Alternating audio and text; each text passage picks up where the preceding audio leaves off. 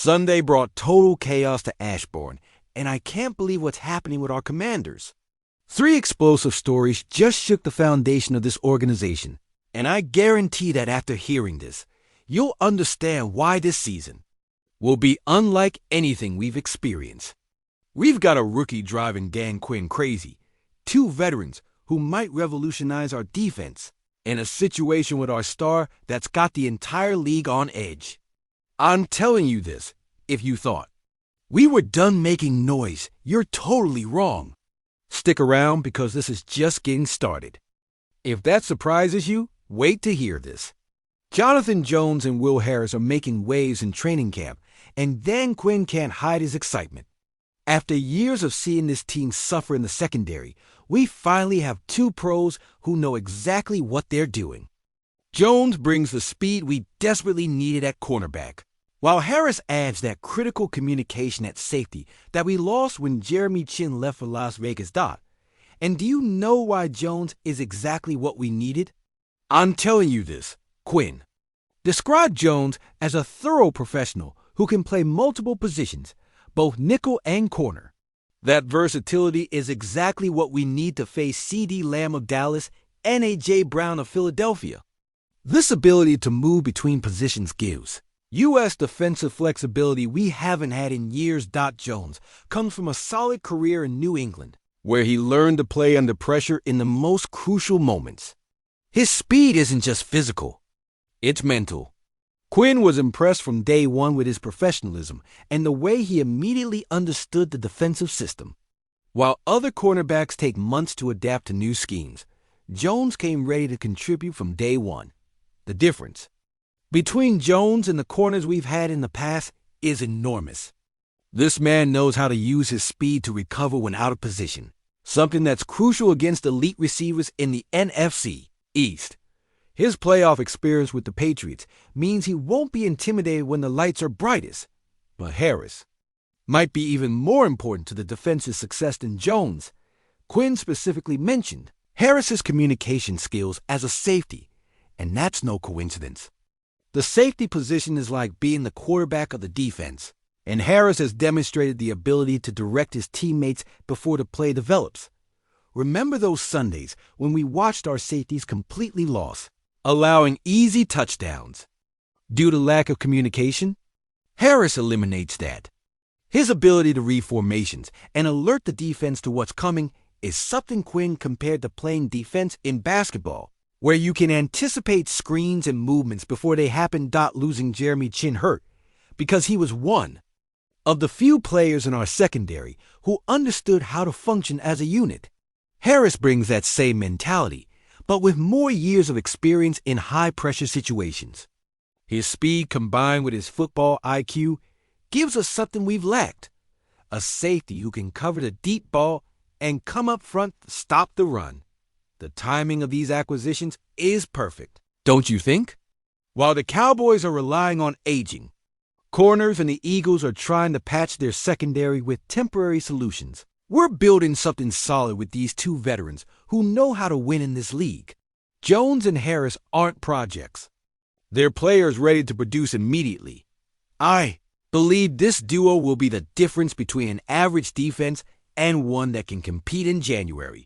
Their joint debut on August 8th against New England will give us the first real test of what this transformed secondary can achieve. Do you think we finally solved our problems in the secondary? But that's nothing compared to what's coming. Jakery Kroski Merritt, our 7th-round pick, is turning heads in Ashbourne. Dan Quinn is thoroughly impressed with this young guy from Arizona, and I guarantee you'll be hearing this name more than you expected. After years of struggling to find consistency in the backfield, Kroski Merritt is showing exactly what Quinn seeks: violence and cuts and the ability to square shoulders and barrel downhill quickly. And you know what's craziest about all this? I believe this kid could be our long-term answer at the position. Quinn admitted it's challenging to evaluate running backs without pads because you can't determine if the tackle was successful or if the runner broke it. But what can be evaluated: explosiveness in cuts, proper reading of assignments, And the violence with which he attacks openings Kroski Merritt is executing at an elite level. Anthony, Lynn's presence as the running backs coordinator makes this situation even more exciting. Lynn has developed successful running backs throughout his career and sees something special in Kroski Merritt.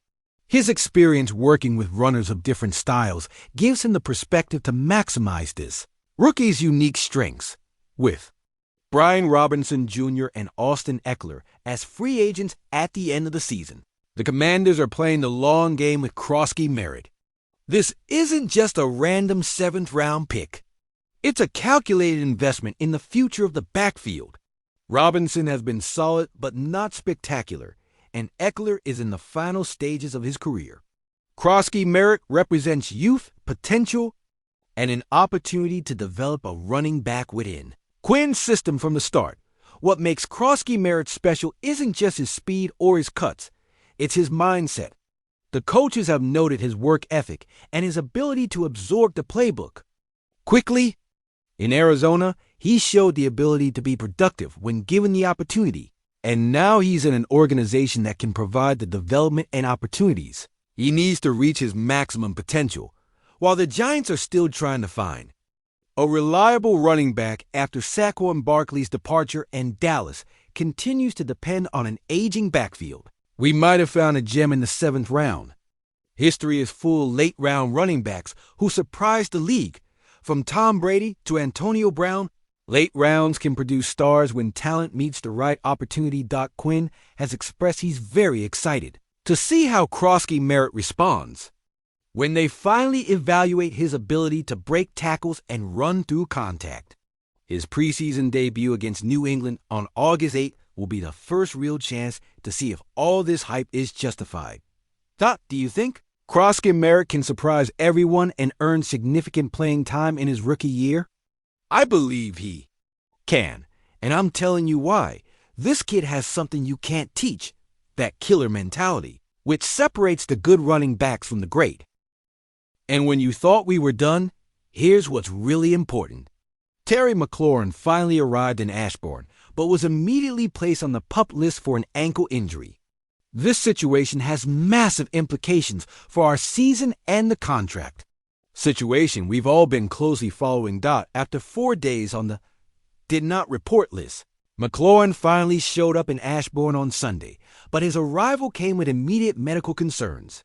The ankle injury is serious enough to require work with trainers, while contract negotiations continue in the background. Quinn expressed happiness over his arrival, but the reality is McLaurin isn't available for full practice when we need him.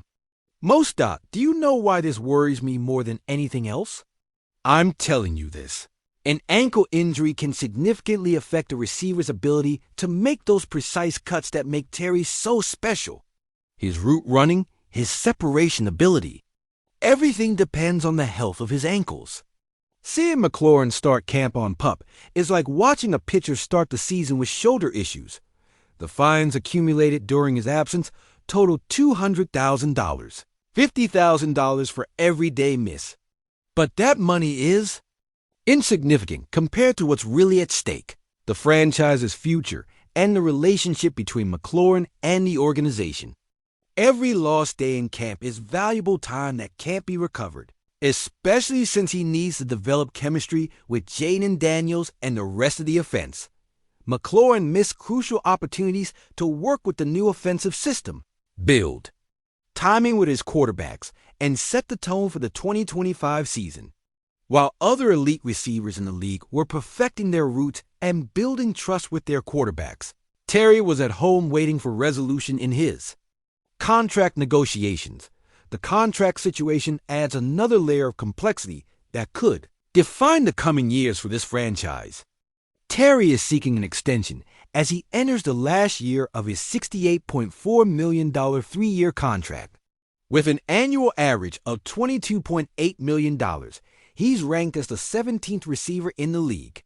While Jamar Chase leads with $40.2 million annually. Do you think that's fair for someone who's been the face of this franchise during tough years? McLaurin has been our only offensive constant amid coach, quarterback, and system changes. 5 consecutive seasons of 1,000 yards isn't by chance. It's sustained excellence. Amidst organizational chaos, McLaurin's 2024 season was his best as a professional. 82 receptions for 1,096 yards and a career-high 13 receiving touchdowns in 17 games. These numbers put him in conversations with the league's elite receivers, but his compensation doesn't reflect that production. His second Pro Bowl selection and All-Pro second-team designation in 2024 confirm his status among the best in his position. Compared to other receivers who recently signed extensions, McLaurin is clearly underpaid.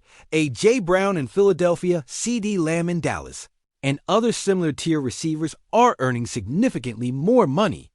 The gap isn't just about money. It's about respect and recognition of his value to the organization. Now, let me ask you, can the Commanders afford to lose Terry McLaurin?